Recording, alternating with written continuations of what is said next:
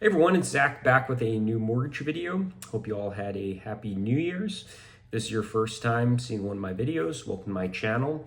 If you're a returning viewer, welcome back, where I'll try to demystify all things mortgage related.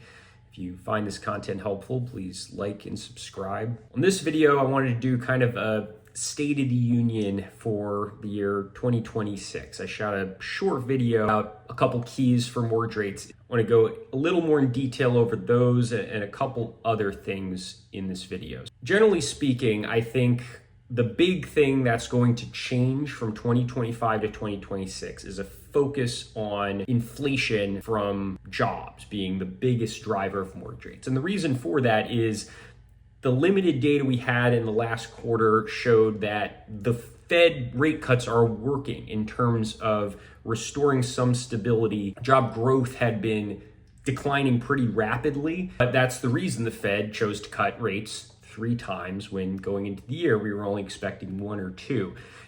However, it does seem like that's working. And with that, the focus then shifts to inflation. Now, inflation has not really been a major market mover because there's been this expectation that inflation will rise over time with tariffs. And there's an unclear time frame when the rise in costs that businesses get will be fully integrated into the numbers. And what was really critical in this last Fed meeting, and the reason why, in my opinion, mortgage rates got better after Jerome Powell's comments in this one, is that he gave an outline of when the general consensus among the Fed members is, which is the first quarter of this year. They expect the costs caused by tariffs to be fully integrated in inflation, and they expect it to be a one-time increase, meaning that if they are correct, at some point in Q1, inflation caused by tariffs should peak and start to come down. Now, the other piece of the equation and the unknown is the other pieces of inflation, things like services, which have been very steady and a big reason why the Fed has felt comfortable in cutting rates despite overall inflation numbers being higher, is that these more stable metrics not affected by tariffs have been very stable and generally in the place you want them to be. So if those start to tick up, even as tariff inflation starts to come down, then we're kind of back to the same place. And I don't think that's going to be a positive for mortgage rates. But if that stays stable and then the tariff influenced inflation starts to come down, we're in a great spot for mortgage rates. Now, the other thing to keep in mind is a couple things with the Federal Reserve. So big things, Jerome Powell's term is up in May of this year. And it's unquestionable that Donald Trump is going to replace him. The question is going to be who he's going to replace him with. As of today, Kevin Haslett is the favorite. However, a name that is gaining steam is Kevin Warsh. 2 weeks ago, according to Polymarket, Warsh was a 19% chance, Haslett was a 61% chance. Now they're about dead even. So I think who he selects is going to say a lot. I believe that Warsh would be much more favorably received by the bond market because he's someone who has been in the Federal Reserve before. He has a track record. Haslett does not. And I think the sentiment would be Haslett would try to follow Trump's lead rather than work within the Fed ecosystem, being that he's been in that position before. Trump has already replaced one Fed member who retired in August of last year with Stephen Moran, who has been adamantly trying to get the Federal Reserve to cut rates. You look at the 2 dot plots that he has been a part of, where the Fed puts out their projections. His expectations are dramatically lower, off the charts compared to the rest of them. And that clearly reflects what Donald Trump wants. Donald Trump also tried to get Lisa Cook removed from the Federal Reserve last year unsuccessfully. I'm guessing he would try to replace her if he had gotten her off the board with someone similar. So it's clear Trump wants someone who's going to suggest cutting rates. Now, one person is not going to have the end-all be-all say of what the Federal Reserve does. The person who is the chair, they're the one who's talking to the media after these rate decisions. And generally, Jerome Powell has always been very much about the consensus. There has never been any indication that he has suggested, I mean, just by the votes, you can see he has never voted against the consensus. The past few meetings, there's been a couple people. Every meeting Stephen Moran has been part of, he has been against consensus, wanting more of a rate cut. Jerome Powell has never been outside of the vast majority, what they ultimately get done. So that's going to be interesting to see who Trump elects, how the market receives it, and ultimately what actions does that person take. Now, politically as well, I think it's worth briefly mentioning that Trump has talked about wanting to lower the cost of housing. That is a priority of his. When it comes to real estate, really the two things you can do to drive down the costs are either build more housing, create more inventory, which is a tough thing to do on a national level. Usually it's done regionally, and the president doesn't have a lot of say-so over that. We'll see if Trump tries to do something national on that end, but mortgage rates are absolutely a part of the cost of housing. You can afford more if you have a lower mortgage rate. So Trump has already thrown out several ideas. Both he and Bill Pulte have thrown out the 50-year mortgage, the portable mortgage. I've shot videos on those.